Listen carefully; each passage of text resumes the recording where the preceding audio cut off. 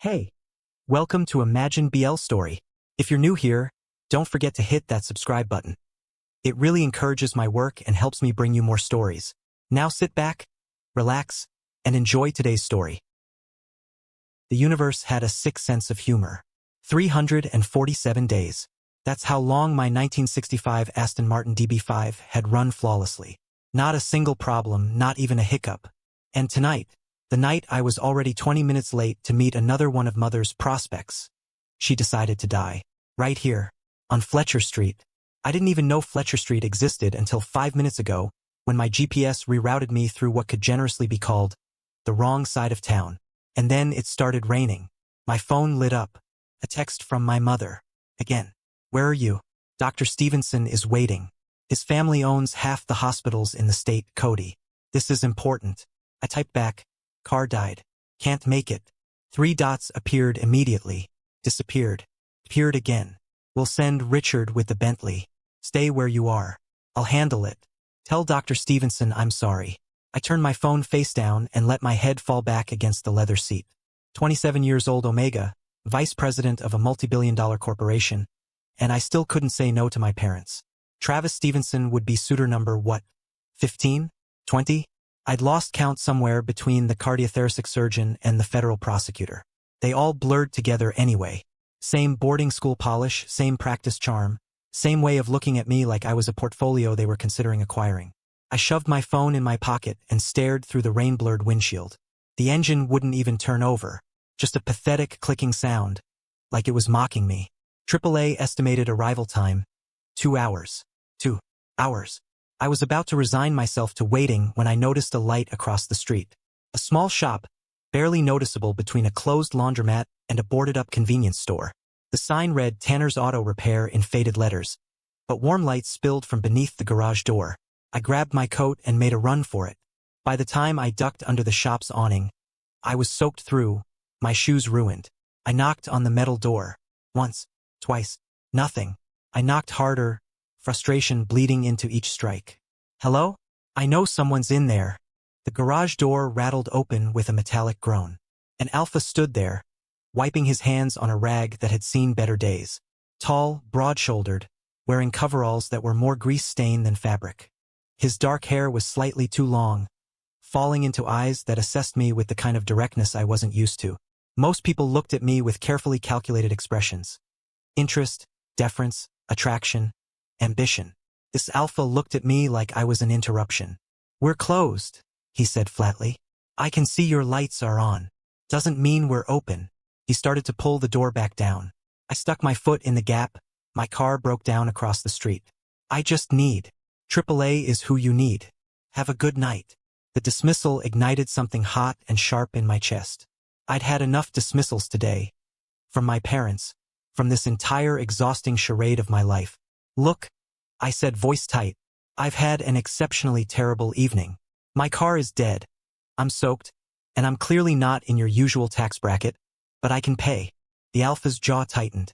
You think I won't help you because of money? Isn't that how it works? I pay, you fix. He laughed. It wasn't a nice sound. You know what? Fine. Yeah. Bring your car in. It won't start. That's the entire problem. Then you're pushing. I stared at him. Excuse me? You heard me. I'll steer, you push. Or, he glanced at his watch. Something cheap and digital. You can stand in the rain for 2 hours. Your call. The rain hammered down harder, as if the universe itself was conspiring against me. Fine, I bit out. He smiled. It wasn't friendly. I'd never pushed a car before. That probably sounds ridiculous. Privileged. But it was true. My hands slipped on the wet metal. Every muscle in my body screamed as I shoved, and shoved, and shoved, and the damn car barely moved. Come on, the alpha called from the driver's seat. Put your back into it. I wanted to kill him. Finally, the Aston rolled into the garage. I bent over, hands on my knees, gasping. Water dripped from my hair onto the concrete. My shirt clung to my skin. I was cold and wet and furious. The alpha climbed out, completely unbothered. Pop the hood. I did. My hands were shaking. He disappeared under it with a flashlight, and I stood there, dripping on his floor, feeling more foolish by the second. When's the last time you serviced this? His voice echoed from under the hood. A few months ago? A few months. He emerged, giving me a look that could strip paint. You drive a 60-year-old car and you maybe service it every few months? I've been busy. Busy. He shook his head and ducked back under. Your alternator's shot. Battery's dead as disco. And from what I'm seeing, you've been running her hard without proper maintenance. This car is practically begging for mercy. The criticism stung more than it should have. I didn't come here for a lecture. No, he said, voice muffled. You came here for a miracle. He straightened up, wiping his hands on that disgusting rag. I can fix it, but I'll need parts. Won't have them until tomorrow afternoon at the earliest. Tomorrow. My voice came out sharper than I intended. I need the car tonight. Then you should have taken better care of it. Something inside me snapped. You know what? Forget it. I'll call someone else. Be my guest. He crossed his arms. But anyone who knows Aston Martins will tell you the same thing. This isn't a 15-minute fix. I pulled out my phone. No battery. Of course it died. The Alpha side. Long, heavy. Like I was a child throwing a tantrum. Look, I can jump the battery. Might get you home. But you'll be stranded again in a few miles. Guarantee it. Just do it. Your funeral. He grabbed jumper cables and worked in silence. I stood there, cold seeping into my bones, and checked my phone. 17 messages. 4 from Mother. 3 from Father. The rest from Dr. Travis Stevenson, each one progressively more irritated. The Alpha glanced over. Hot date. Does it matter? Just making conversation. Well, don't. His mouth tightened. He connected the cables harder than necessary. Try it now. I slid behind the wheel. The engine coughed, sputtered, came to life. You've got maybe 10 miles, he called out. Then you're walking. I should have said thank you. Should have been gracious. Instead, I heard myself say, how much do I owe you? His expression shuddered.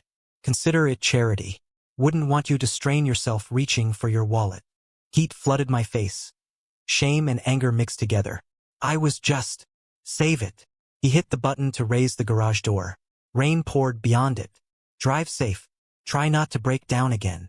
I pulled out into the storm, jaw clenched, hands tight on the steering wheel. Entitled. He called me entitled without saying the word. And the worst part?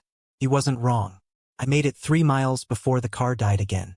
I sat there in my dead car, rain drumming on the roof, phone barely charged. I ended up calling a rideshare and went home instead of the restaurant. Sent Travis Stevenson a polite text declining a second date. Added him to the long list of almost and not quites. That night, wrapped in a blanket with hot tea, I couldn't stop thinking about that Alpha. His rough hands and direct eyes. The way he'd called me out without fear. The way he'd looked at my car with more care than most people looked at living things. I told myself I'd never see him again. I told myself it didn't matter. I told myself a lot of things that turned out to be lies. Because 3 months later, I would stand in front of 10 of the wealthiest, most powerful alphas in the country. Handpicked by my parents, perfect on paper, everything I was supposed to want, and I would reject every single one of them. All for the chance to see that infuriating mechanic smile at me one more time. I seriously can't explain how it happened. How an alpha who's a mechanic, ended up being the most important thing in my life. It wasn't like he was the most handsome alpha I'd ever met. God knows I'd been paraded in front of enough of them. Surgeons with perfect jawlines and practiced smiles. CEOs who probably had charming penciled into their daily schedules. A federal prosecutor who'd modeled his way through law school and made sure everyone knew it. All of them polished. All of them appropriate. All of them so monumentally boring I wanted to claw my eyes out. But this alpha? He wasn't polished. His coveralls were more stained than fabric. His hair too long, falling into dark eyes that looked at me like I was nothing special. Just another entitled ass in expensive shoes. And maybe that's what got under my skin. Though I'd be lying if I said I didn't notice other things. The way his shoulders filled out those coveralls. The strength in his hands, oil-stained and rough and completely confident. His scent, barely there under the motor oil and rain. Something warm like cedar that made my brain go quiet for half a second, and don't get me started on his face. But that's not the point. That's not why I couldn't stop thinking about him. The point is, I'm Cody Shelton, the vice president of Shelton Global Holdings. I have a corner office on the 42nd floor and meetings with people whose net worth has more zeros than most people see in their lifetimes. I'm Princeton educated, fluent in 4 languages, and I've been groomed since birth to take over an empire. I'm not supposed to lie awake at night thinking about a man who told me to get the hell out of his shop. And yet here I was, 3 days later, still replaying that night in my head like some pathetic Omega with a crush. My phone wouldn't stop buzzing during the quarterly meeting. It was my mother. I ignored it. She called again. Then father. Then mother 3 more times in a row because subtlety had never been her strong suit. By the time I left the office, I had 17 missed calls and 1 text that made my stomach drop. Dinner tonight, 7 p.m. This is not optional. I knew that tone. That was the tone that meant my life was about to get significantly worse. Dinner with my parents was an ambush. I knew it the second I walked in and saw both of them waiting at the dining room table. Mother in her pearls. Father with his reading glasses and that expression that meant business. They didn't even let me finish my wine before they dropped the bomb. We're hosting a courtship event, Mother said. Like she was announcing a charity gala instead of auctioning off her only son. 3 months from now, 10 suitable alphas. All from excellent families. I felt something cold settle in my chest. You must be joking. The board has concerns, Father added. About your commitment, your stability. You're 27, Cody. And still what? Still doing my job? Still running the company? Still making this family more money than? Still alone? Mother cut in, her voice soft, dangerous. Still refusing every suitable match we present. Still acting like you have all the time in the world when you don't. The subtext was clear. Stop embarrassing us. And if I refuse? I asked even though I already knew. Father's expression didn't change. Then we'll need to reconsider your position at the company. There it was. The threat they'd been building to my entire life. Play by their rules or lose everything. I stood up so fast my chair scraped against the marble. I need air. I didn't wait for permission. Didn't care that I was being rude, that I was proving their point about my lack of control. I just needed out. I ended up in the estate garage, surrounded by Father's car collection. Vintage Porsches and Ferraris that never got driven. Just sat there accumulating value like everything else in this family. Investments, not passions. My phone buzzed. Nina, your car is still in storage, sir. Want me to arrange repairs? I stared at the message, and suddenly I was back in that garage on Fletcher Street. Rain drumming on the roof.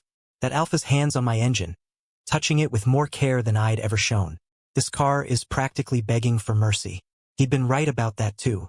I treated her like just another expensive thing I owned. Another status symbol. I'd never even thought about what she needed, what she deserved.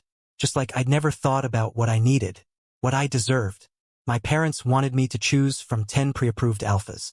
10 men who'd look at me and see the Shelton name, the family connections, the business opportunities. Just like all the others before them. But that alpha, Nicholas, he'd looked at me and seen an entitled ass who needed to learn some manners. And for some reason, that felt more honest than anything I'd experienced in years.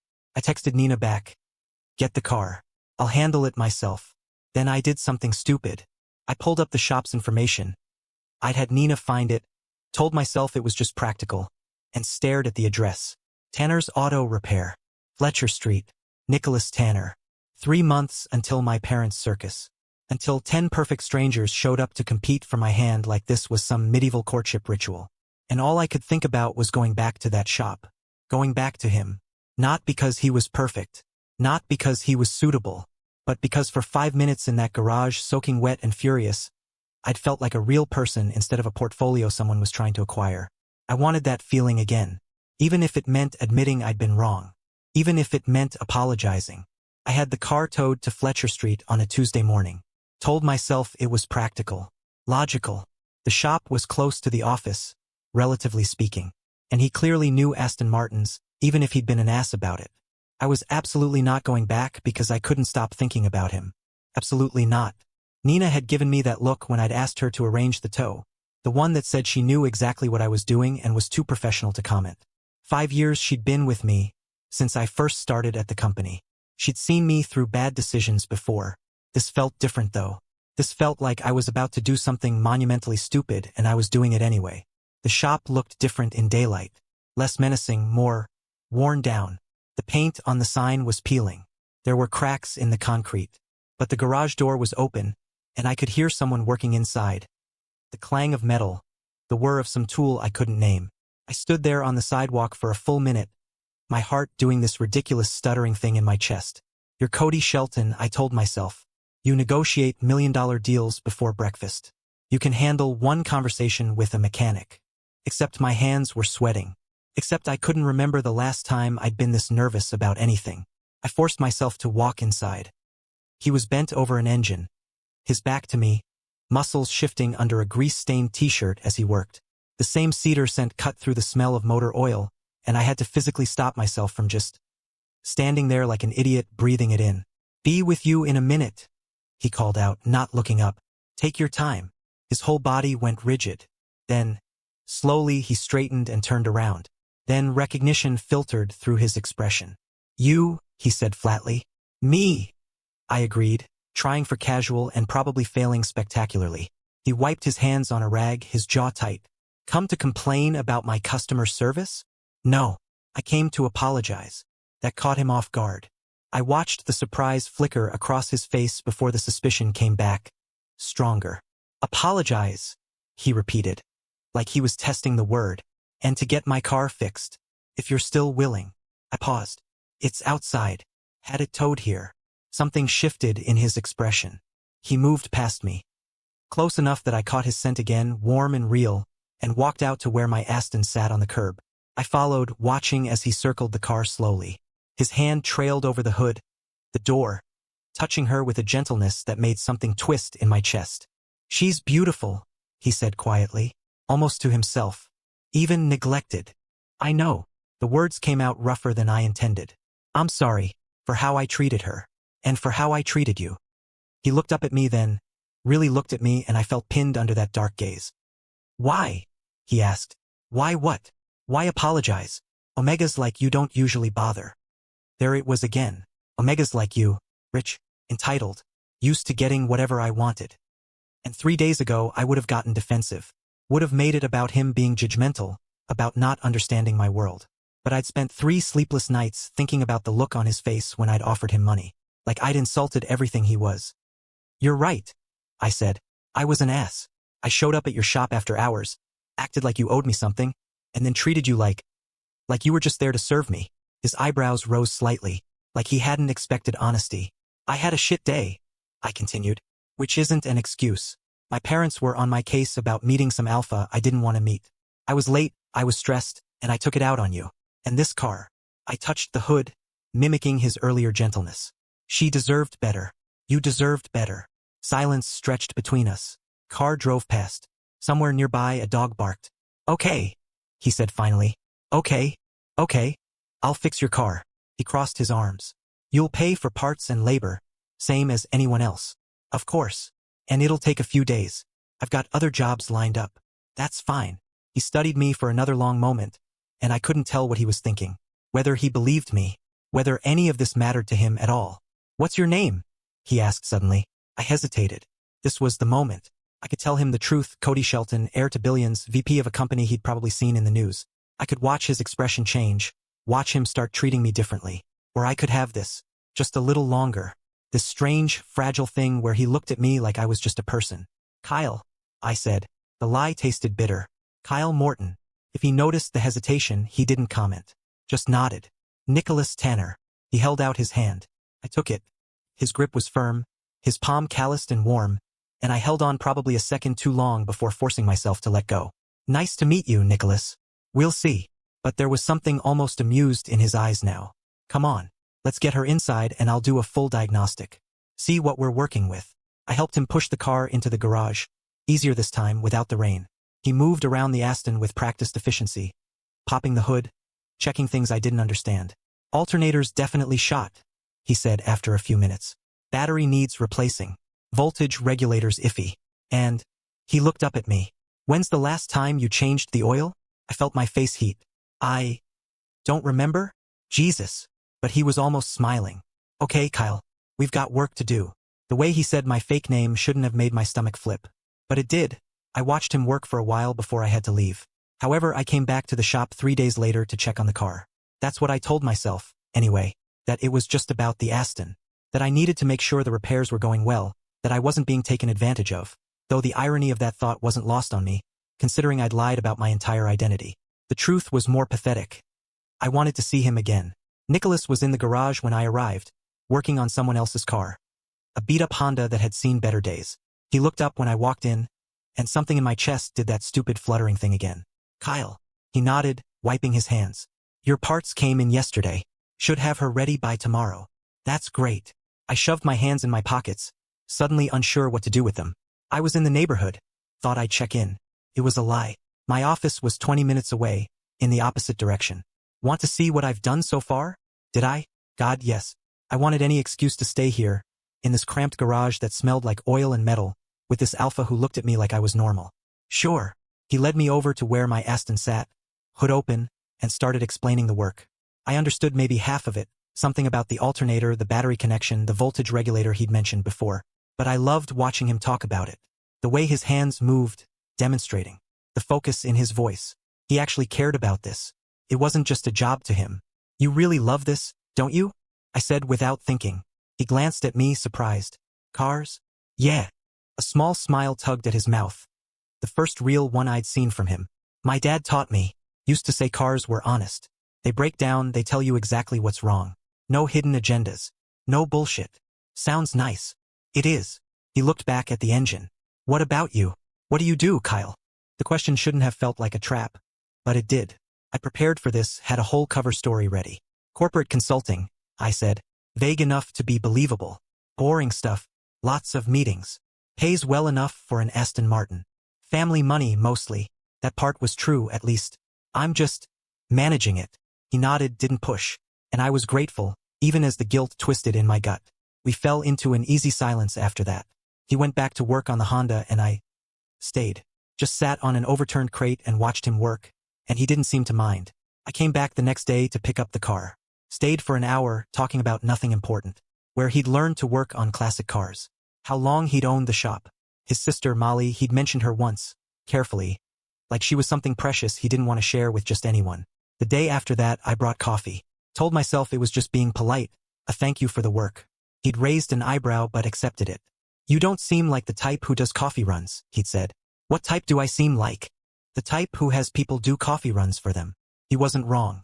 Nina usually handled my coffee, but I'd gone myself this time to some local place near the shop, and the look on his face when he'd taken that first sip, like it was the best thing he'd tasted all day, made something warm bloom in my chest. By the end of the week, I was stopping by the shop almost daily. Sometimes with excuses, the car was making a weird noise. Could he check it? And sometimes without, just showing up. And the strange thing was, Nicholas keeps letting me. He'd look up from whatever car he was working on, see me standing in the doorway, and just nod. Hand me that wrench, would you? Like it was normal. Like I belonged there. I learned things about him in those stolen hours. That he closed the shop every Thursday afternoon to take Molly to her program. That he'd served in the military before this, worked as a mechanic on base. That his parents lived across town. That he sent them money every month even though it meant living in the apartment above the shop and eating ramen more often than he probably should. They worked hard their whole lives, he'd said once, not looking at me. My dad's sick now. Can't work anymore. It's the least I can do. The casual way he'd said it, like sacrificing his own comfort for his family, was just obvious. Made me feel small in a different way than before. Not small like I was less than. Small like my problems were insignificant. Small like I'd been living in a bubble my entire life and hadn't even realized it. I told him things too.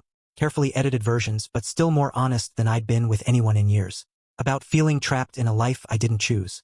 About my parents' expectations. About how exhausting it was to always be performing. So stop, he'd said simply. It's not that easy, isn't it? He'd looked at me then, really looked at me. Seems like you're making it harder than it needs to be. Maybe he was right. Maybe I was. Barely 2 weeks after that first night in the rain, I realized I was in trouble. Real trouble. Because I wasn't just going to the shop to escape my life anymore. I was going because of him. Because I wanted to hear his laugh. Because when I was with him, I felt like I could breathe. And because every time I left, I counted the hours until I could see him again. I was falling for this alpha. For Nicholas Tanner, who fixed cars and took care of his family and didn't want anything from me except maybe to hand him the right wrench. And he didn't even know my real name. The courtship event was barely 10 weeks away. I was going to have to tell him the truth. Soon. Before this went any further. Before I fall any deeper. But not today. Today I just wanted one more afternoon where I could be Kyle. Where I could sit in his garage and listen to him explain engine compression ratios I didn't understand. Where I could pretend just for a little while that I could actually have this. You're going to burn your tongue. I looked up from the coffee cup I'd been staring at for the past 5 minutes. Nicholas was watching me from across the garage, a small smile playing at his mouth. I like it hot, I said automatically, then felt my face heat at how that sounded. His smile widened. Clearly, was he flirting with me? No, couldn't be. Except he'd started doing this thing lately where he'd brush past me in the tight space of the garage. Closer than necessary, his arm grazing mine, his scent washing over me for just a second. And he'd pause just slightly like he was as affected by it as I was. Except he'd been texting me. Random things throughout the day. A photo of an engine problem he'd solved. A complaint about a difficult customer. Once just thinking about that coffee you brought yesterday. Might have been decent. Coming from him, that was practically a love letter. Hand me that socket wrench? He asked now, gesturing to the toolbox near my feet. I grabbed it, stood to bring it to him. Our fingers brushed when I passed it over, and this time he didn't pull away immediately. Just held there for a heartbeat longer than necessary. His dark eyes meeting mine. Thanks, he said quietly. Anytime. But we kept getting closer over the past few weeks. I couldn't pinpoint exactly when it happened. Maybe it was the day I'd stayed until closing and helped him organize his cluttered tool shelves, and he'd laughed, at my terrible organization system. Maybe it was the afternoon I'd brought lunch and we'd sat on the curb outside the shop, shoulders touching, not talking, just existing together in comfortable silence. Or maybe it was every small moment in between. Every conversation that went deeper than it should. Every time he looked at me like he was trying to figure something out. Every time I caught myself counting the hours until I could see him again. You working late tonight? I asked, trying to sound casual. Probably. Got a transmission job I need to finish. He glanced at me. Why? Just wondering. I could stay. Help if you want. You don't know anything about transmissions. I could learn. That smile again. Soft and almost fond. Yeah, you could. He taught me the basics that night, or tried to anyway. I was a terrible student. Kept getting distracted by the way his hands moved. Sure and confident. By the way he'd lean in close to show me something. His breath warm against my neck. You're not even paying attention, he said at one point. Exasperated but amused. I am. What did I just say? I had no idea. Something about torque? Jesus, Kyle. But he was laughing, shaking his head. You're hopeless. Sorry. I'm better with numbers than engines. Clearly. He straightened up, wiping his hands on that eternally grease-stained rag. It's late. I should let you go. I didn't want to go. I wanted to stay here in this garage with him, where I could be Kyle Morton, corporate consultant with terrible mechanical skills, instead of Cody Shelton, heir to billions and currently about to be auctioned off to the highest bidder. Walk me out, I asked. He nodded. Outside, the street was quiet. Fletcher Street at night was a different world. Dimmer, softer. Most of the shops were closed, just the occasional car passing by. Thanks for staying, Nicholas said. Even if you were completely useless. Hey, I handed you tools. That counts for something. You handed me the wrong tools most of the time. But I handed them to you enthusiastically. He laughed, that rare sound that I'd become addicted to. Yeah, you did. We stood there, neither of us moving toward our cars. The space between us felt charged again, like it had been feeling more and more lately. Like something was building, inevitable and terrifying and wanted. Kyle, he started, then stopped. Ran a hand through his hair. Can I ask you something? My heart kicked up. Sure. Why do you keep coming back here? And don't say it's about the car. The Aston's been running fine for weeks. Because of you, I wanted to say. Because when I'm with you, I remember what it feels like to want something for myself instead of what everyone expects me to want. I like it here, I said instead, carefully honest. I like talking to you. Yeah.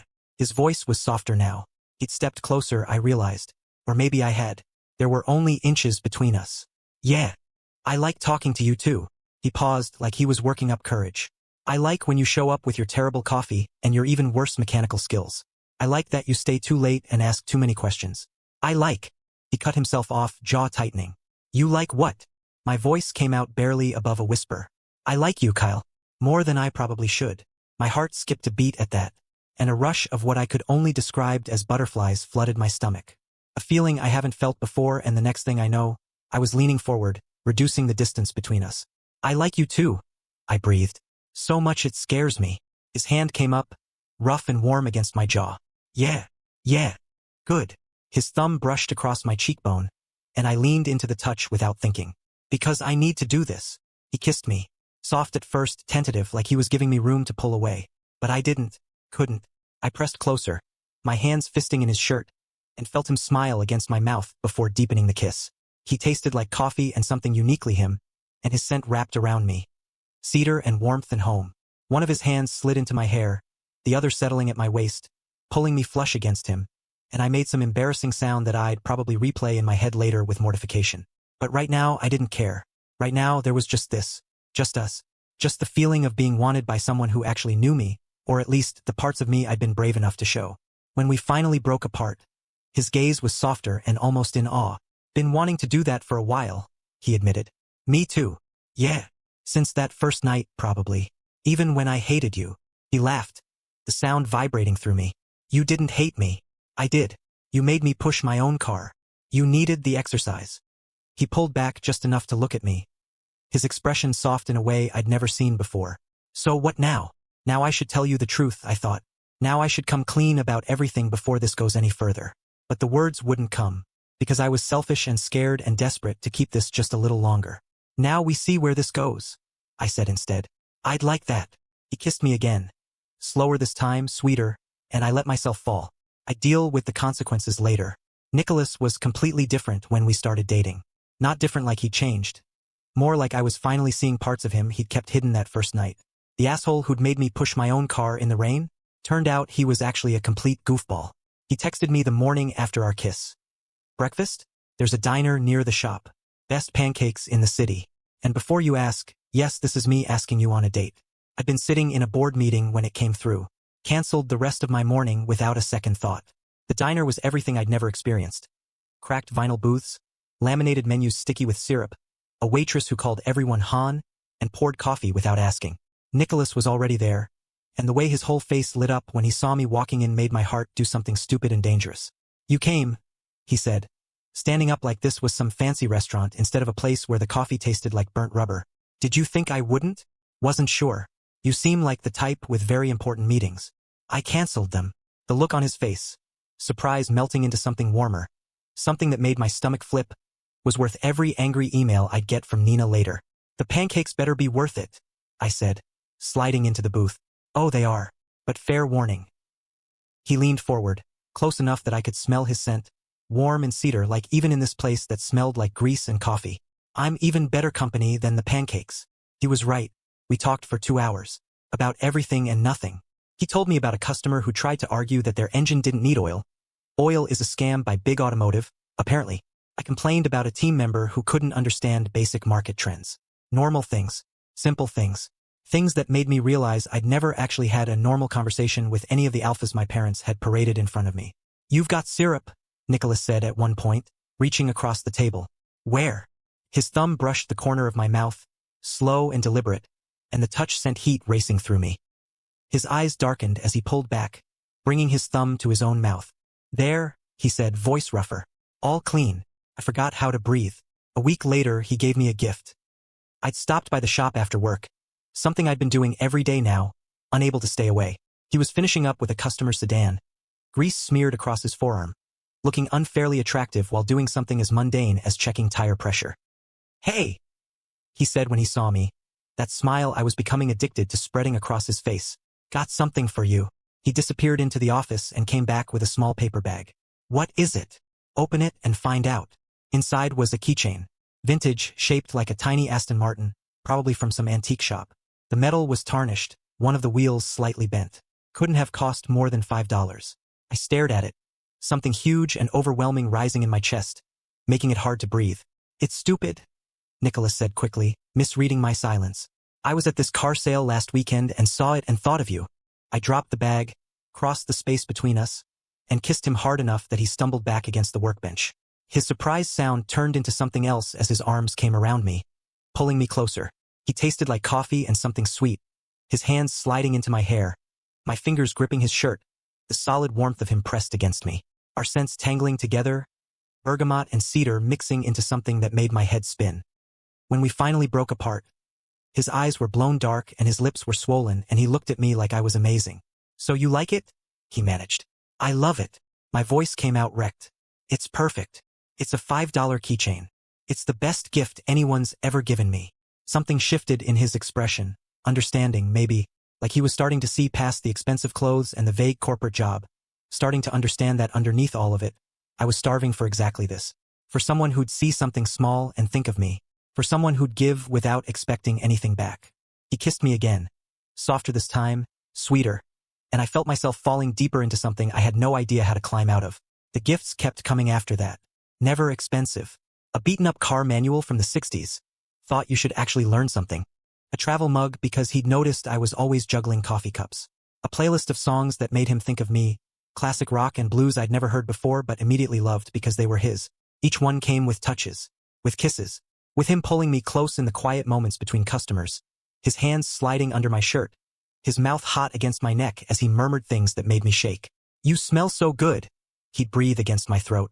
"Drive me crazy, you know that?" I'd tilt my head back, giving him better access, feeling his teeth graze my pulse point. "Yeah, yeah." His hands would tighten on my waist.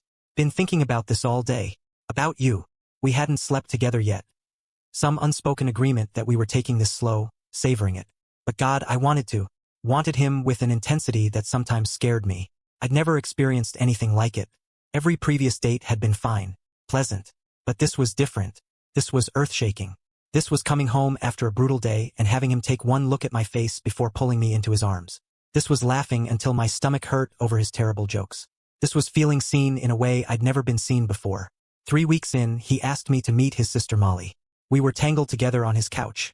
Small and worn and nothing like my designer furniture, and somehow infinitely more comfortable.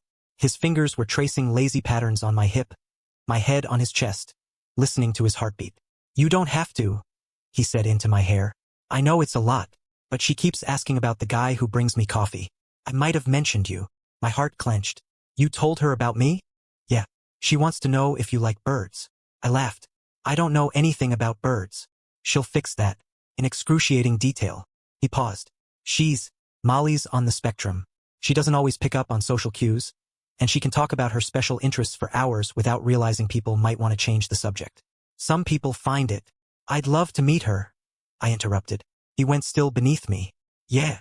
I pushed up to look at him. "Yeah, she's important to you. Of course I want to meet her." The way he looked at me then, like I'd given him something infinitely valuable, something he'd been afraid to hope for, made my chest tight. He kissed me slow and deep, rolling us so I was beneath him on the couch, his weight pressing me into the cushions. His hands framed my face like I was something breakable, something worth cherishing, and when he finally pulled back, we were both breathing heavily. "Thank you," he whispered against my lips. "For what?" "For being you." Meeting Molly was terrifying and wonderful in equal measure. She had Nicholas's dark eyes but softer, more open. She looked at me with complete directness, no social filters, just pure honesty that was somehow refreshing after a lifetime of people calculating every expression. "You're Kyle," she stated. "Nicholas's boyfriend. He talks about you a lot." Nicholas made a strangled sound. "Molly, what? You do. You said he's nice and he smells good and he makes you smile more." She turned back to me. "Do you like birds?" "I don't know much about them," I admitted. "But I'd love to learn." Her whole face transformed. "Really? Most people just say that to be polite, but you actually mean it." "I can tell." For the next 2 hours, she told me everything about migration patterns and wing structures and the difference between corvids and raptors. I understood maybe a quarter of it, but I listened to every single word, asked questions when she paused for breath, watched the way her face lit up when I showed genuine interest. And I watched Nicholas watching us. Something soft and awed in his expression that made me fall even harder. Later, after we'd taken Molly back to her program, he pulled me close in the parking lot. "Thank you," he murmured into my hair, "for being so good with her. For actually listening. Most people just tune her out after 5 minutes. She's amazing, Nicholas. Brilliant and passionate, and she clearly loves you so much. How could I not love spending time with her?" His arms tightened around me. Then he was kissing me. Desperate and deep, pouring everything he couldn't say into it. I kissed back just as hard, my hands fisting in his shirt, and when we finally broke apart we were both shaking. "I'm falling for you," he said against my mouth. "I know it's fast. I know we haven't been together long. But I need you to know. I'm falling for you too." The words tumbled out before I could stop them. "So hard it scares me." He kissed me again, softer this time, and I let myself drown in it. Drown into this peaceful relationship with him. Well, until my parents started putting in more pressure and demanding my attention on the courtship event. I kept making excuses, buying time I didn't know how to use. That morning my mother had called again. "The Singapore deal needs my attention," I told her. "Just a few more weeks." She'd agreed reluctantly. But the clock was ticking, and I had no idea what I was going to do. And the next day, she sent the invitation letter draft and I watched it on my desk like a death sentence. Mr. and Mrs. Richard Shelton cordially invite you to attend a 4-week courtship gathering in honor of their son, Cody Shelton. I have just 3 weeks left to the day. I'd been staring at it for the past hour, my coffee going cold, trying to figure out how everything had gone so wrong. 3 months ago, I would have just gone along with it. Shown up, played my part, chosen whichever alpha seemed least insufferable. That was what I did, what was expected, what was required, what kept everyone happy except me. But that was before Nicholas. Before I'd learned what it felt like to be seen as something other than in Shelton Heir. Before I'd fallen so completely in love that the thought of losing it made it hard to breathe. My phone buzzed. Another text from Mother. Have you reviewed the candidate profiles I sent? We need your input on the final selections. I stared at the message, that familiar tightness building in my chest. The one that always came when I thought about disappointing them. About failing to be the son they needed me to be. My parents weren't monsters. That was the worst part. They weren't cruel or abusive or deliberately trying to ruin my life. They loved me in their own complicated way. They wanted what was best for me. They just couldn't understand that what they thought was best and what I actually needed were two completely different things. There, he said, voice rougher. All clean. I forgot how to breathe. A week later, he gave me a gift. I'd stopped by the shop after work. Something I'd been doing every day now, unable to stay away. He was finishing up with a customer sedan. Grease smeared across his forearm. Looking unfairly attractive while doing something as mundane as checking tire pressure. Hey, he said when he saw me. That smile I was becoming addicted to spreading across his face. Got something for you. He disappeared into the office and came back with a small paper bag. What is it? Open it and find out. Inside was a keychain. Vintage, shaped like a tiny Aston Martin, probably from some antique shop. The metal was tarnished, one of the wheels slightly bent. Couldn't have cost more than $5. I stared at it. Something huge and overwhelming rising in my chest, making it hard to breathe. It's stupid, Nicholas said quickly, misreading my silence. I was at this car sale last weekend and saw it and thought of you. I dropped the bag, crossed the space between us, and kissed him hard enough that he stumbled back against the workbench. His surprised sound turned into something else as his arms came around me, pulling me closer. He tasted like coffee and something sweet, his hands sliding into my hair, my fingers gripping his shirt, the solid warmth of him pressed against me. Our scents tangling together, bergamot and cedar mixing into something that made my head spin. When we finally broke apart, his eyes were blown dark and his lips were swollen and he looked at me like I was amazing. So you like it? He managed. I love it. My voice came out wrecked. It's perfect. It's a $5 keychain. It's the best gift anyone's ever given me. Something shifted in his expression, understanding, maybe, like he was starting to see past the expensive clothes and the vague corporate job, starting to understand that underneath all of it, I was starving for exactly this. For someone who'd see something small and think of me. For someone who'd give without expecting anything back. He kissed me again. Softer this time, sweeter. And I felt myself falling deeper into something I had no idea how to climb out of. Whoa, you've made it this far. If you're still enjoying the story, drop a comment and tell me where you're watching from and what time it is. I love seeing how far these stories travel. Now let's continue. The gifts kept coming after that. Never expensive. A beaten-up car manual from the 60s. Thought you should actually learn something. A travel mug because he'd noticed I was always juggling coffee cups. A playlist of songs that made him think of me. Classic rock and blues I'd never heard before but immediately loved because they were his. Each one came with touches. With kisses. With him pulling me close in the quiet moments between customers. His hands sliding under my shirt. His mouth hot against my neck as he murmured things that made me shake. You smell so good. He'd breathe against my throat. Drive me crazy, you know that? I'd tilt my head back, giving him better access, feeling his teeth graze my pulse point. Yeah. His hands would tighten on my waist. Been thinking about this all day. About you. We hadn't slept together yet. Some unspoken agreement that we were taking this slow, savoring it. But God, I wanted to. Wanted him with an intensity that sometimes scared me. I'd never experienced anything like it. Every previous date had been fine, pleasant. But this was different. This was earth-shaking. This was coming home after a brutal day and having him take one look at my face before pulling me into his arms. This was laughing until my stomach hurt over his terrible jokes. This was feeling seen in a way I'd never been seen before. 3 weeks in, he asked me to meet his sister Molly. We were tangled together on his couch, small and worn and nothing like my designer furniture, and somehow infinitely more comfortable. His fingers were tracing lazy patterns on my hip, my head on his chest, listening to his heartbeat. You don't have to, he said into my hair. I know it's a lot, but she keeps asking about the guy who brings me coffee. I might have mentioned you. My heart clenched. You told her about me? Yeah. She wants to know if you like birds. I laughed.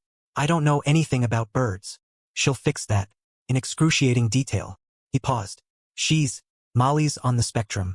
She doesn't always pick up on social cues, and she can talk about her special interests for hours without realizing people might want to change the subject. Some people find it. I'd love to meet her. I interrupted. He went still beneath me. Yeah. I pushed up to look at him. Yeah. She's important to you. Of course I want to meet her. The way he looked at me then, like I'd given him something infinitely valuable, something he'd been afraid to hope for, made my chest tight. He kissed me slow and deep, rolling us so I was beneath him on the couch, his weight pressing me into the cushions. His hands framed my face like I was something breakable, something worth cherishing, and when he finally pulled back, we were both breathing heavily. Thank you, he whispered against my lips. For what? For being you. Meeting Molly was terrifying and wonderful in equal measure. She had Nicholas's dark eyes but softer, more open. She looked at me with complete directness, no social filters, just pure honesty that was somehow refreshing after a lifetime of people calculating every expression. You're Kyle, she stated. Nicholas's boyfriend. He talks about you a lot. Nicholas made a strangled sound. Molly. What? You do.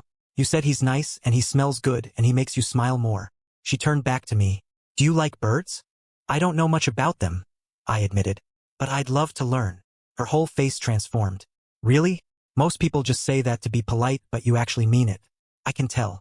For the next 2 hours, she told me everything about migration patterns and wing structures and the difference between corvids and raptors.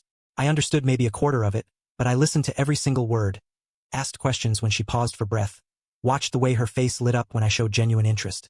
And I watched Nicholas watching us. Something soft and odd in his expression that made me fall even harder. Later, after we'd taken Molly back to her program, he pulled me close in the parking lot. Thank you, he murmured into my hair, for being so good with her, for actually listening. Most people just tune her out after 5 minutes. She's amazing, Nicholas. Brilliant and passionate, and she clearly loves you so much. How could I not love spending time with her? His arms tightened around me. Then he was kissing me, desperate and deep, pouring everything he couldn't say into it. I kissed back just as hard, my hands fisting in his shirt, and when we finally broke apart we were both shaking. I'm falling for you, he said against my mouth. I know it's fast. I know we haven't been together long, but I need you to know. I'm falling for you too. The words tumbled out before I could stop them. So hard it scares me. He kissed me again, softer this time, and I let myself drown in it. Drown into this peaceful relationship with him. Well, until my parents started putting in more pressure and demanding my attention on the courtship event. I kept making excuses, buying time I didn't know how to use. That morning my mother had called again. The Singapore deal needs my attention, I told her. Just a few more weeks. She'd agreed reluctantly, but the clock was ticking, and I had no idea what I was going to do. And the next day, she sent the invitation letter draft and I watched it on my desk like a death sentence. Mr. and Mrs. Richard Shelton cordially invite you to attend a 4-week courtship gathering in honor of their son, Cody Shelton. I have just 3 weeks left to the day. I'd been staring at it for the past hour, my coffee going cold, trying to figure out how everything had gone so wrong. 3 months ago, I would have just gone along with it. Shown up, played my part, chosen whichever alpha seemed least insufferable. That was what I did, what was expected, what was required, what kept everyone happy except me. But that was before Nicholas. Before I'd learned what it felt like to be seen as something other than in Shelton Heir. Before I'd fallen so completely in love that the thought of losing it made it hard to breathe. My phone buzzed. Another text from Mother. Have you reviewed the candidate profiles I sent? We need your input on the final selections. I stared at the message, that familiar tightness building in my chest. The one that always came when I thought about disappointing them. About failing to be the son they needed me to be. My parents weren't monsters. That was the worst part. They weren't cruel or abusive or deliberately trying to ruin my life. They loved me in their own complicated way. They wanted what was best for me. They just couldn't understand that what they thought was best and what I actually needed were two completely different things. They'd spent 27 years shaping me into exactly what they needed. The perfect heir. And I'd let them. Every step of the way, I'd bent and compromised and swallowed my own wants because the alternative, their disappointment, felt impossible to bear. Even now, knowing I was in love with someone they'd never approve of, I couldn't bring myself to just tell them no. Pathetic. I picked up my phone, scrolling past Mother's message to my conversation with Nicholas. His last text from this morning. Miss you. Shop's boring without you here to hand me the wrong tools. Something warm bloomed in my chest, pushing back against the anxiety. He made it look so easy. Living authentically. Choosing what mattered over what was expected. What would he think if he knew the truth? That I was so weak I couldn't even tell my parents I didn't want their courtship circus? Actually, maybe that was exactly what I needed. His perspective. His honesty. I started typing before I could overthink it. Me. Can I ask you something? Hypothetically. The reply came almost immediately. Nicholas. Hypothetically? This sounds serious. Me, maybe. I don't know. Nicholas. Talk to me. I stared at the screen, my heart racing. How did I explain this without actually explaining it? How did I ask for help without revealing that I'd been lying to him about everything? Me, say you had to make a choice between what your family expects of you and what you actually want. And disappointing them would mean losing everything you've worked for. What would you do? The 3 dots appeared, disappeared, appeared again. I could almost see him sitting in his shop, phone in one grease-stained hand, trying to figure out what I was really asking. Nicholas, is this about your parents? Me, hypothetically. Nicholas' reply came with just one word. Kyle. God. I loved how he could convey an entire conversation in just my name. That gentle firmness that said he saw right through my deflection but would let me keep my secrets if I needed to. Except they weren't secrets I could keep much longer. I typed, they want me to do something. Something that would be good for the family, good for business. Something I'm supposed to want. Nicholas. But you don't want it. Me, no. I want something else entirely. And that something was him. Sitting in his cramped garage, smelling like motor oil and cedar. Making me laugh. Making me want things I'd never let myself want before. Nicholas. Then tell them that. Me, it's not that simple. Nicholas. Isn't it? Those 2 words hit harder than they should have. Because he was right. It was that simple. I was the one making it complicated, adding layers of fear and obligation and what-ifs until the simple truth. I don't want this. Got buried under everything else. My phone buzzed with another message. Nicholas. Look, I don't know your whole situation, but here's what I know about family. Real love, the kind that matters, doesn't come with conditions. My parents worked themselves to the bone their whole lives. You know what they told me when I said I wanted to open a shop instead of going to college? They said, we just want you happy, son. That's it. No conditions. No expectations beyond that. I felt something crack in my chest. When was the last time my parents had said they just wanted me happy? When was the last time my happiness had been the point of anything? Nicholas. If your family can't accept what makes you happy, then maybe their expectations aren't worth meeting. Me, easy for you to say. Nicholas, you're right. It is easy for me to say, because I'm not the one living your life. But Kyle, and I'm being serious here, you can't spend your whole life being who other people want you to be. Eventually you'll wake up and realize you don't even know who you are anymore. I stared at his text and realized that he was right. I'd spent so long being Cody Shelton that I'd completely lost track of who I actually was underneath. It had taken meeting Nicholas, taken becoming Kyle, to even remember that there was someone underneath. My phone buzzed again, another text. Nicholas, whatever this choice is, whatever they want from you, ask yourself if you can live with the regret. Because that's what it comes down to. Can you live with saying no to them? Or can you live with saying no to yourself? Me. What if I lose everything? Nicholas. Then you rebuild. But at least you'll be building something that's actually yours. I read his message 3 times. For he was right. I couldn't keep pretending I could have both. My family's approval and my own happiness. Eventually I'd have to choose. And sitting there with that goddamn invitation mocking me, I knew which choice I wanted to make. I just needed to find the courage. Me? Thank you. Nicholas. Anytime. And Kyle? Whatever you decide. I'm here. Okay. Something warm and terrible swelled in my chest. Because he wouldn't be here. Not once he found out the truth. But maybe if I stood up to my parents first, proved I could choose what mattered, maybe then he'd understand. Maybe then he'd forgive me. I picked up my phone and called my parents. Mother? I need to talk to you and Father. Tonight. It's important. Absolutely not. Father's voice was calm, controlled, which somehow made it worse than if he'd yelled. We were in the dining room again. I told them everything. Well, not everything. Not about Nicholas specifically. But I told them I was in love. That I'd met someone. That I couldn't go through with the courtship event. And they were saying no. You haven't even met him, I said, fighting to keep my voice steady. If you just... We don't need to meet him, Cody. Mother set down her wine glass with deliberate precision. You said he's a mechanic.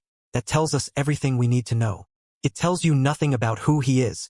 It tells us he's completely unsuitable. Father leaned back in his chair. His expression, that particular blend of disappointment and determination that I knew meant he'd already made up his mind. What kind of future could you possibly have with someone like that? What would the board think? Our shareholders? Our partners? I don't care what they think. Well, you should. Mother's voice had that dangerous softness again. Because you're not just a private citizen. You're in Shelton, heir to my empire. Your choices affect all of us. So my happiness doesn't matter? My voice cracked. What I want doesn't matter? Of course it matters, darling. She reached across the table like she was going to take my hand, then thought better of it. But you're young. You think you're in love now. But I am in love. You're infatuated, Father corrected. Like he was explaining a simple business concept I'd failed to grasp. There's a difference. This mechanic. This, whatever his name is. Nicholas. His name is Nicholas. Fine. Nicholas. He represents something different to you. Something outside our world. It's natural to be attracted to that. But it's not sustainable, Cody. Eventually reality will set in. The differences between your worlds will become too much. You don't know that. We do, actually. Mother's voice was gentle now, pitying. And somehow that was worse than her being angry. Because we've seen it happen 100 times. Office romances. Summer flings. They never last once reality intrudes. This isn't a fling. Then prove it, Father said. And something in his tone made my blood run cold. Go through with the courtship event. Meet the 10 alphas we've selected. Give them a fair chance. If after you still feel this way about your mechanic, we'll revisit this conversation. You're not listening to me. No, you're not listening to us. His voice hardened, all pretense of patience gone. The event is happening, Cody. The invitations have been sent. Contracts have been signed. Millions of dollars have been spent on arrangements. Important families are counting on this. You will participate. You will be gracious and open-minded. And you will choose an appropriate mate from the candidates presented. The air left my lungs in a rush. And if I refuse? Silence fell over the table. Heavy. Suffocating. Mother and father exchanged a look. One of those wordless conversations they'd perfected over 30 years of marriage. Then we'll have no choice but to take necessary actions, Mother said quietly, and the gentleness in her voice somehow made the threat more devastating. The board has already expressed concerns about your judgment, about your stability. If you force our hand on this, if you choose some unsuitable relationship over your family obligations. She didn't finish the sentence. Didn't need to. The message was clear. Choose them or lose everything. I stood up so fast my chair scraped against marble. I need to think. Think quickly, Father said, already returning his attention to his tablet. Dismissing me. The event begins in 2 weeks. We'll need your decision by the end of the week. I walked out, my hands shaking, everything inside me screaming. I'd actually tried to stand up to them, and they'd crushed me without even raising their voices. I didn't go home that night, couldn't face my empty penthouse, my perfectly curated life that suddenly felt like a cage with the walls closing in. I drove to Nicholas's shop instead, desperate to see him, to feel his arms around me, to remember what it felt like to be someone who mattered for reasons that had nothing to do with my last name. But when I got there, the lights were off. The garage door was closed. His truck was gone. I pulled out my phone, my hands still shaking. Me. Can I see you? I need to talk. I waited. 5 minutes. 10. No response. Me. Nicholas? Is everything okay? Nothing. A cold feeling settled in my stomach. He always responded to my texts. Always. I tried calling. Straight to voicemail. I sat in my car outside his dark shop for another hour, calling and texting, getting nothing back. And slowly, that cold feeling turned into something worse. Fear. The next morning I had to fly to Singapore. A crisis with the expansion deal. The timing couldn't have been worse. I still hadn't heard from Nicholas. Every call went to voicemail. Every text went unanswered. Finally, around noon I got a message back. Nicholas. Sorry, was dealing with Molly stuff. I'm fine. Have a good trip. Relief flooded through me, followed immediately by confusion. The message was cold, distant, not like him at all. Me. Are you sure you're okay? You seem off. Nicholas. I'm fine. Talk when you get back. Me. Nicholas, you don't sound fine. Nicholas. Kyle, I said I'm fine. Go handle your business trip. We'll talk later. I stared at my phone, that cold feeling returning. Something was very, very wrong. Singapore was a nightmare. I spent 18-hour every day for 5 days salvaging a collapsing deal while my personal life disintegrated back home. I called Nicholas every night, but something fundamental had shifted. He was pulling away. Is something going on? I asked one night, exhausted and desperate. No, just tired. You'd tell me if something was wrong, right? A pause. Too long. Yeah, of course. But his voice said otherwise. Let's talk when you get back. Okay? Face to face. Those words felt like a door closing. The deal went through barely. I proved to father I could put business first. But the entire time all I could think about was Nicholas. About the distance in his voice. About how our conversations got shorter and colder every day. I had a terrible suspicion about what had happened. I booked an earlier flight back and went straight to the shop from the airport. My suit was wrinkled from the flight. My luggage was still in the car. I hadn't slept in 36 hours. None of it mattered. The garage door was open, but there were no customers. No sounds of work. Just silence, and then I saw him. Sitting on the concrete floor with his back against the workbench. A beer bottle beside him, half empty. His shoulders hunched, his head in his hands. He looked up when I walked in, and my entire world shattered. His eyes were red, bloodshot, like he'd been crying. His jaw was tight, his hands clenched into fists, and the way he looked at me, like I was a stranger, like I was something that hurt to look at. Nicholas, I started, taking a step forward. Cody, he said. Everything stopped. Time, breath, the beating of my heart. All of it just stopped. What? My voice came out as a whisper. That's your real name, isn't it? His voice was flat, cold. Cody Shelton, not Kyle Morton. Not a corporate consultant living off family money. Cody freaking Shelton, heir to Shelton Global Holdings. That Cody. Oh God, no. How did you? Does it matter? He laughed, and the sound was bitter. Broken. Actually, yeah, it does matter. Because the how is almost as good as the why. He stood up, and I saw his hands were shaking. Saw the devastation in his eyes. Some guy came by the shop, he continued, his voice eerily calm. Said he was from Shelton Global Holdings legal department.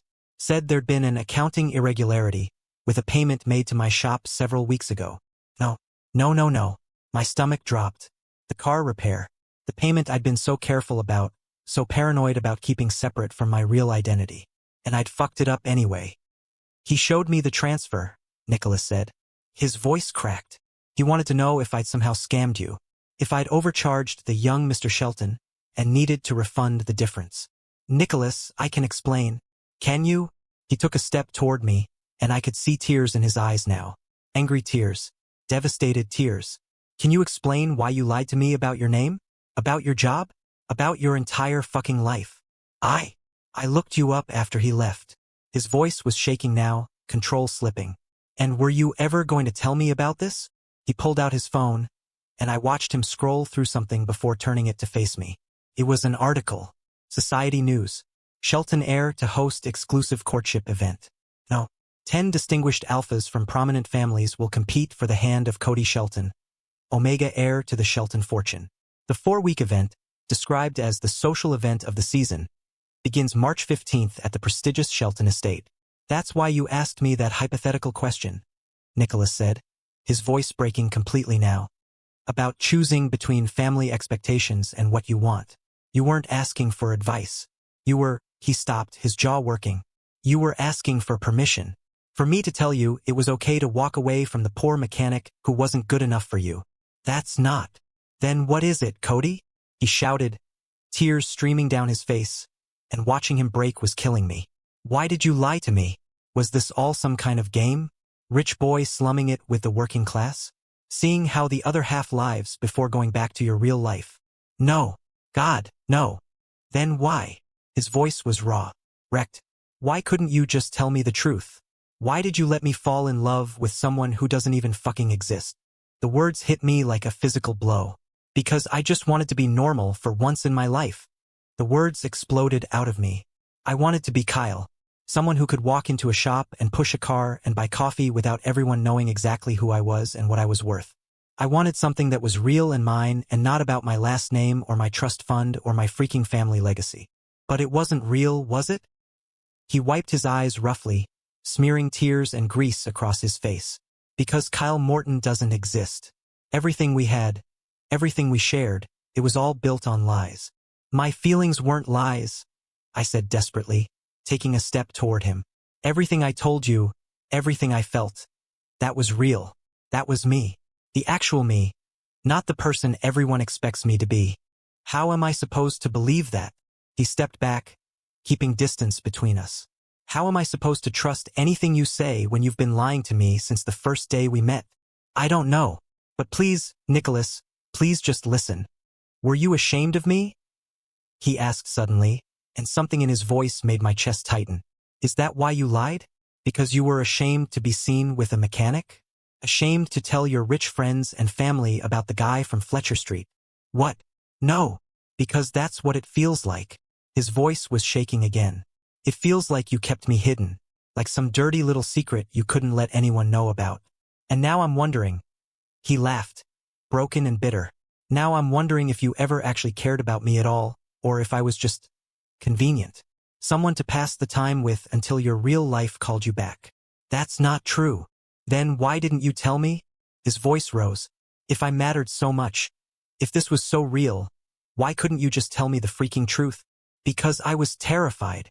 I was shouting now too, everything spilling out. I was terrified that the second you knew who I really was, this, I gestured between us, would end. That you'd disappear like everyone else who's ever claimed to care about me. So instead you lied. His voice was flat again. You lied and let me fall in love with someone who doesn't exist. Let me introduce you to my sister. Let me plan a future with Kyle Morton while Cody Shelton was off planning some courtship circus with 10 alphas from your world. I love you, I said desperately. I love you so much it terrifies me. That's why I lied. Not because I was ashamed or using you or playing games. I lied because losing you felt impossible to survive.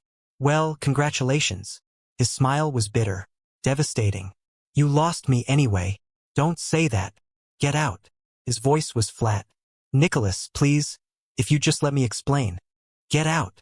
He spun back around, and the pain in his eyes was unbearable. Get out of my shop, Cody. Or Kyle.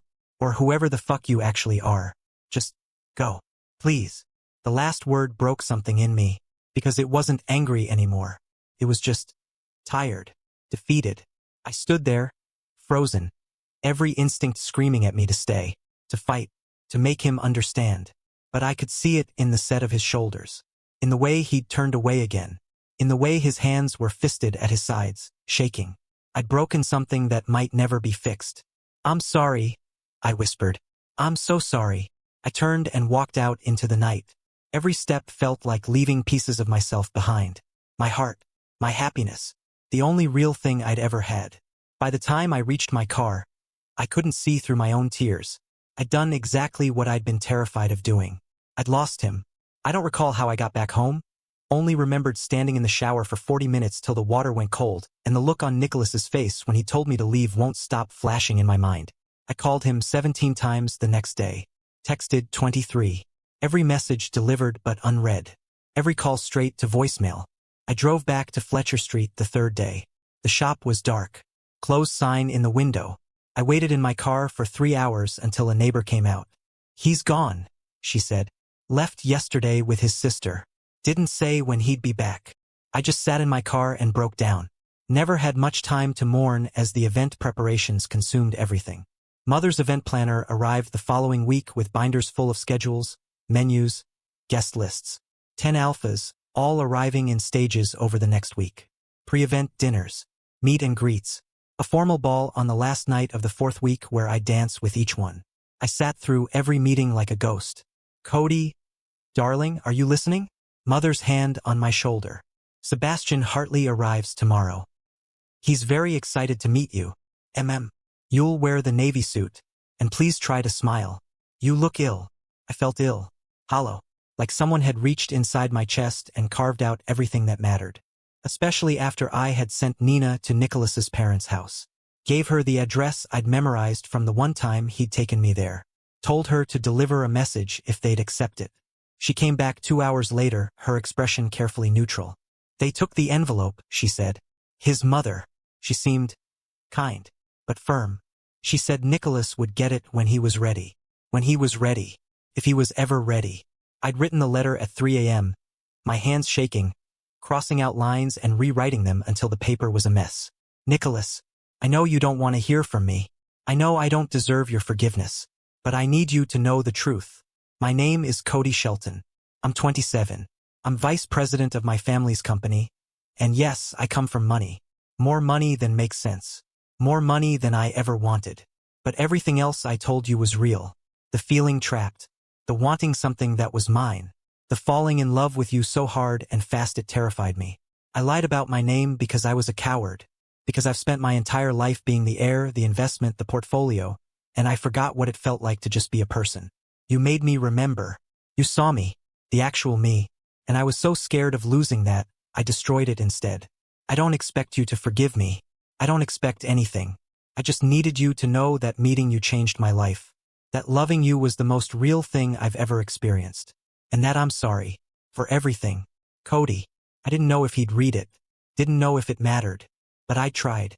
The rest of the events blurred as the alphas started arriving. Sebastian Hartley first. Tall, blonde, impeccable suit. Harvard educated. His family owned half the hospitals on the East Coast. He smiled like he'd already won. We had dinner that night. He talked about his residency, his family's foundation, his plans to expand into pharmaceutical research. Smart. Accomplished. Exactly what my parents wanted. I felt nothing. The second alpha arrived the next day. James Park. Tech entrepreneur. Charming in that practiced Silicon Valley way. We had drinks. He talked about innovation and disruption and synergy. I wanted to throw my glass across the room. By the third day, 5 alphas had arrived. All perfect on paper. All utterly wrong. Because none of them were Nicholas. None of them looked at me like Nicholas did. None of them made me laugh until I couldn't breathe. None of them smelled like cedar and home. None of them were the man I'd driven away. By the time we were nearing the end of the event, my mother couldn't hide her displeasure any longer.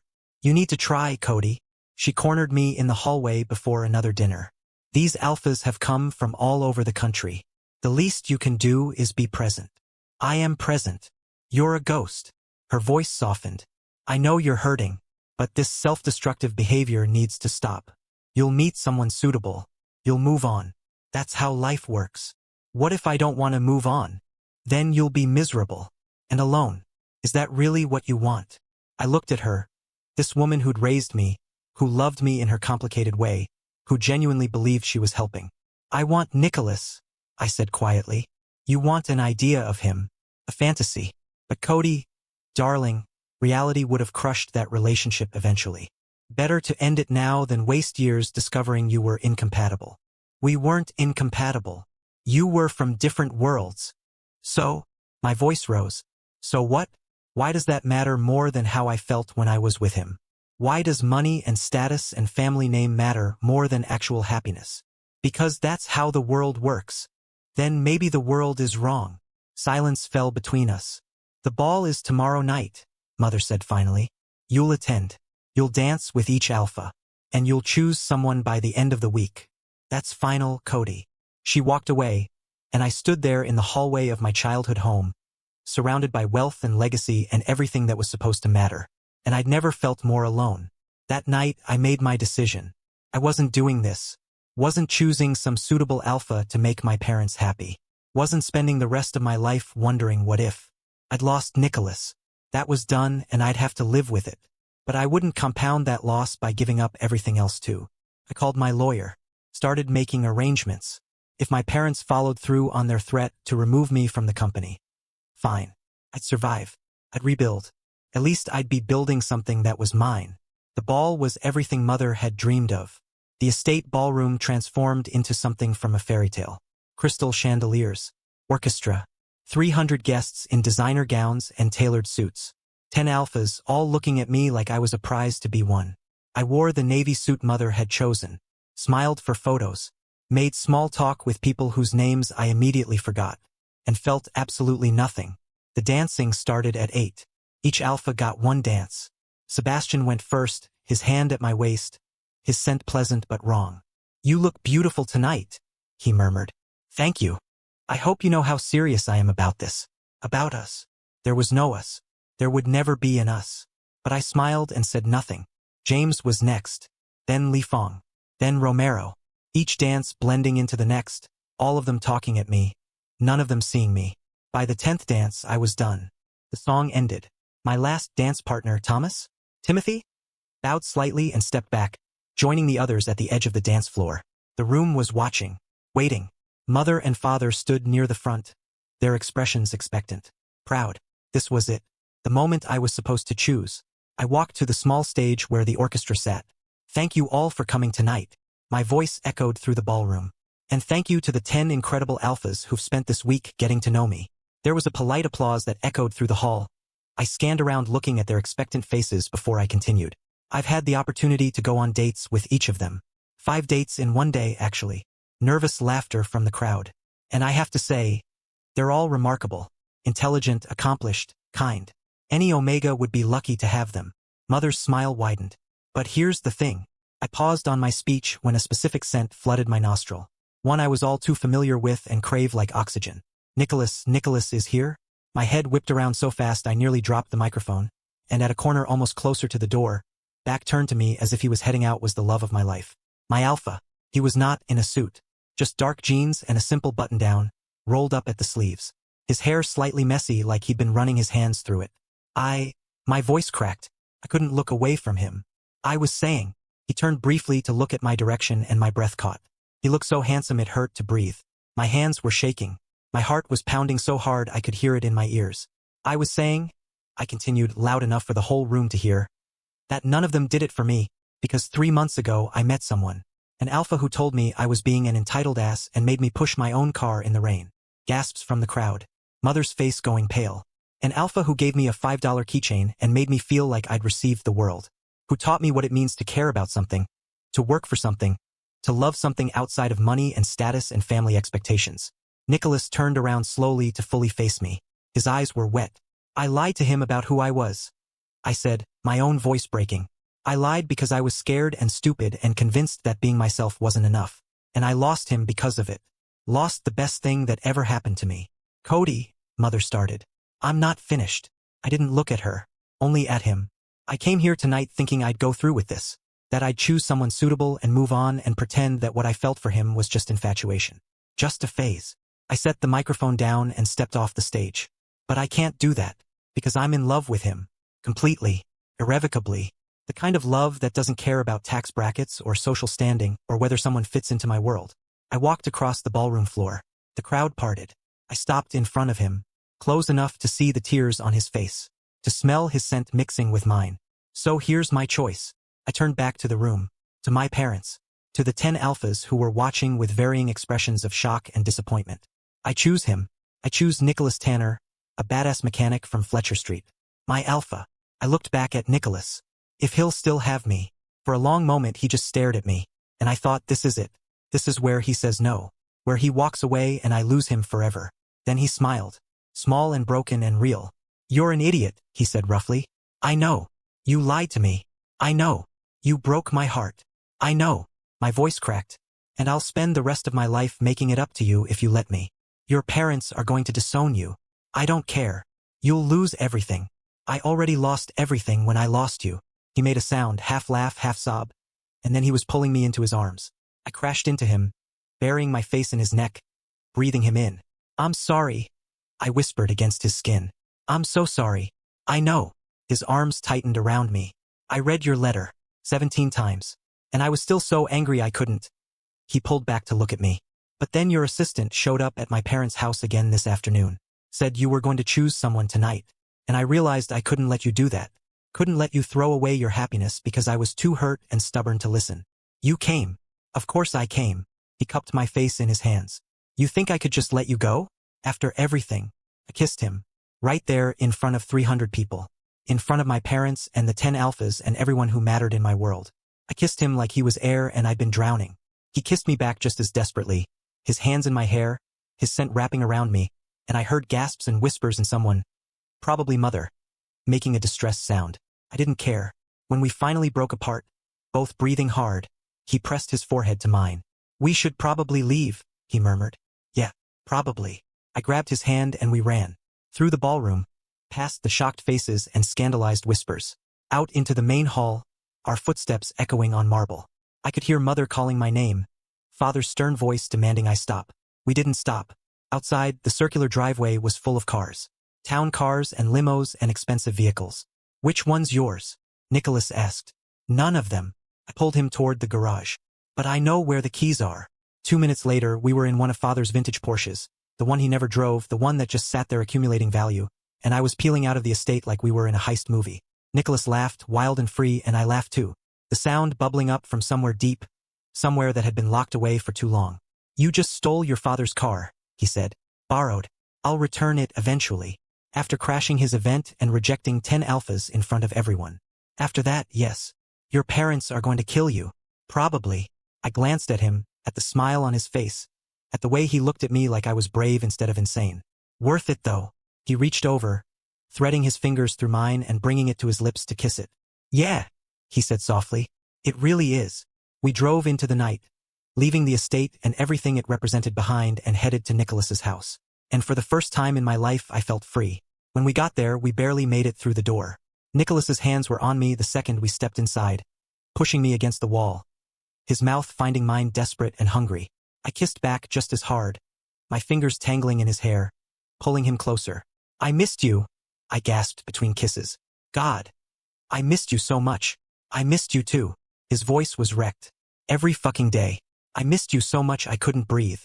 We stumbled toward the bedroom, shedding clothes, touching everywhere we could reach. When we finally collapsed onto his bed, our bed, we just held each other. His arms tight around me, my face buried in his neck, both of us shaking. "I was so angry," he said into my hair. "So hurt. But I was also terrified." "Of what?" "Well, that you were so far out of my league I'd been stupid to think this could work." His voice cracked. "Reading through your actual biography, I just realized that I was dating someone so great and amazing. And I'm just... Don't." I pulled back to look at him. "Don't do that. You're not just anything. You're everything." "Am I?" His eyes were wet. I felt so small, Cody. Like I'd been playing pretend and didn't even know it. "You weren't playing pretend. We weren't. What we had was real. But you didn't trust me enough to tell me the truth." "I was a coward," I admitted. "Terrified that if you knew who I really was, you'd see me the way everyone else does. As a portfolio, connection, a stepping stone. I would never. I know that now, but I didn't then." I cupped his face. "And I'm sorry. For lying. For making you doubt yourself. For all of it." He kissed me softly. "We're going to have to work through this. I know. However long it takes. And you're really okay with everything you just gave up?" "I didn't give anything up. I chose what mattered." I smiled. "And there is a possibility that I might be disowned, so I might have to crash here for a while. Though fair warning, I have a lot of clothes. Your closet might not survive." He laughed, the sound still a little broken but real. "We'll get a bigger place. Something that's ours." Yeah. "If you're staying." "I'm staying. If you'll have me." "Always." He pulled me close again. "But we're doing this right. Therapy. Honest conversations. Building something real." "I want that. I want all of it." I pressed my forehead to his. "I want to wake up next to you every day. Learn to make actual coffee. Figure out who Cody Shelton is when he's not performing." "He's this," Nicholas said softly. "Right here. This is who you are." And lying there in his arms, in this small apartment that smelled like home, I believed him. The fallout was immediate and brutal. My phone wouldn't stop buzzing.